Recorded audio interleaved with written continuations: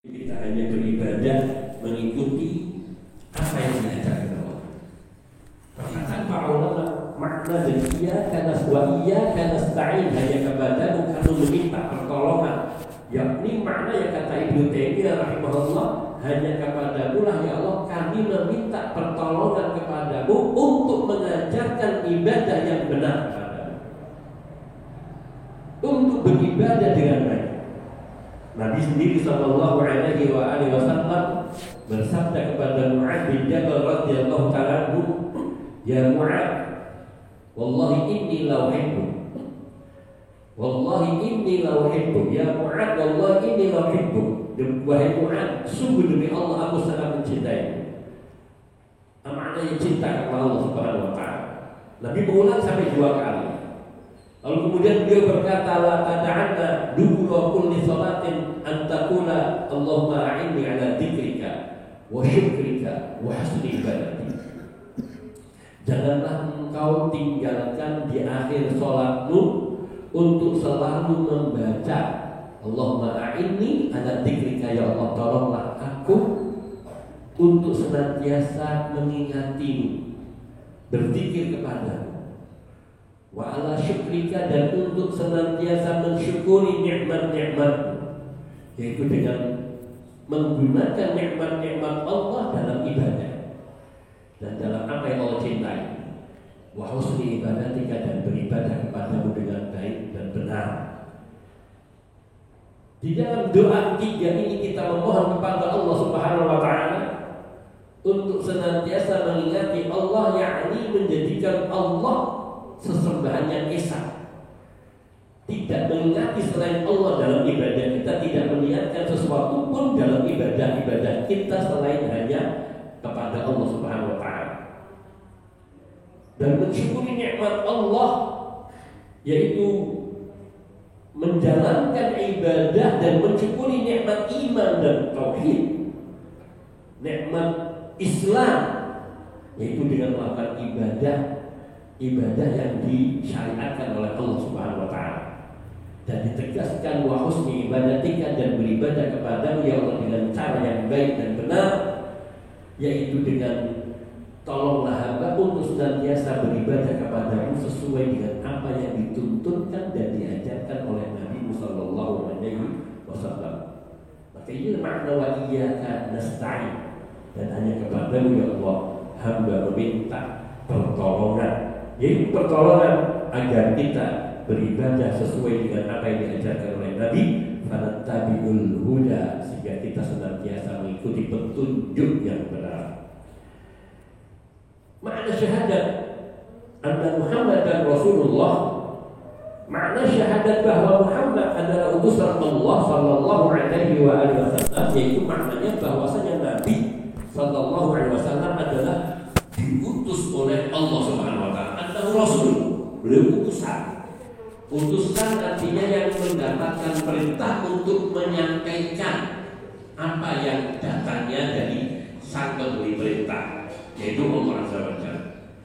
Wa Rasul ma'ruf, dan Rasul yang diutus ini adalah orang yang kita kenal, yaitu Nabi kita sallallahu alaihi wasallam dan Rasul-Rasul sebelum Nabi sallallahu alaihi wasallam. Ar-Rasul ursila wa lahu mursilun wa ma'ahu risalah. Ar-risalah tablughu ila mursalin ilaih. Dalam masalah ini ada 4 hal, masalah kerasulan. Yang pertama, utusan yang diutus. Utusan yang diutus yaitu Nabi sendiri, Rasul sallallahu alaihi wasallam. Dan yang diutus ini memiliki, artinya ada yang mengutusnya. Lahu mursil, yang mengutusnya siapa? Allah Subhanahu wa taala.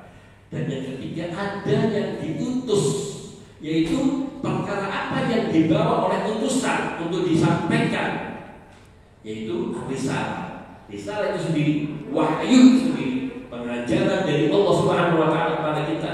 Maka hakikatnya tidak ada satu amalan ibadah yang datangnya dari Nabi sendiri, tidak ada, tapi semuanya dari Allah Subhanahu wa taala. Karena Nabi hanya menyampaikan wahyu dari Allah Subhanahu wa taala. Ini risalah. Kemudian yang keempat, al-mursal ilaih, yaitu yang dijadikan objek utusan. Artinya kepada siapa Nabi Shallallahu Alaihi Wasallam diutus? Kepada umat manusia seluruhnya. Kalau para nabi diutus hanya kepada kaumnya saja, di kaumnya, lingkungan kaumnya. Kalau Nabi kita Muhammad Shallallahu Alaihi Wasallam diutus kepada semua umat manusia, bahkan termasuk bangsa jin. Wa ma arsalnaka illa rahmatan lil alamin. Tidaklah kami mengutusmu wahai Muhammad Shallallahu Alaihi Wasallam melainkan sebagai bentuk rahmat Allah kepada sekalian alam, yaitu semua makhluk yang di sini maksudnya adalah manusia dan jin, dan juga binatang yang lainnya mendapatkan dampak dari rahmat Allah Subhanahu wa taala dengan diutusnya Nabi Sallallahu Alaihi Wasallam. Jadi kata-kata Rasul itu mengandung 4 unsur. Menuntut ada 4 perkara. Yang pertama Rasul yang menyampaikan, yang kedua risalah yang dibawanya, yang ketiga yang mengutus membawa risalah ini yaitu Allah, dan yang keempat yaitu yang menjadi objek utusan atau yang nabi-nabi dan rasul itu diutus kepadanya, yaitu kita yang mendapatkan segala apa yang datangnya dari Allah melalui Rasul Sallallahu Alaihi Wasallam, karena kita adalah mursal ilaihi. Sehingga syariat Rasul Sallallahu Alaihi Wasallam itu berlaku dari sejak disampaikan oleh Nabi Sallallahu Alaihi Wasallam, dan yang ditetapkan oleh Nabi Sallallahu Alaihi Wasallam berlaku sampai datang dari kiamat, kecuali hukum-hukum yang telah dimansuh, dihapuskan oleh Nabi Sallallahu Alaihi Wasallam di masa hidupnya beliau, di masa terjadinya yakni wahyu itu. Maka risalah atau pesan adalah wahyu yang dibawa oleh Al-Mustafa Muhammad Sallallahu Alaihi Wasallam, yang kita wajib mentaatinya, kita wajib mengikutinya. Dan bila kita tidak mengikuti dan tidak mentaati perintah Rasul Sallallahu Alaihi Wasallam, maka kita akan menjadi orang-orang yang bermaksiat dan sesat. Dan kelak kita pasti akan dimintai pertanggungjawaban, akan ditanyai oleh Allah Azza wa Jalla, mengapa engkau tidak mengikuti utusan yang aku utus kepada kalian? Kita kelak akan ditanya oleh Allah Subhanahu wa taala, hal ja'akumur rasul, sudahkah utusanku datang kepadamu? Atau Allah Jalla wa ala mengatakan, hal ballagakumur rasul, sudah apakah utusanku telah menyampaikan kepadamu wahyu? Dan jawaban kita bila kita beriman hanya satu,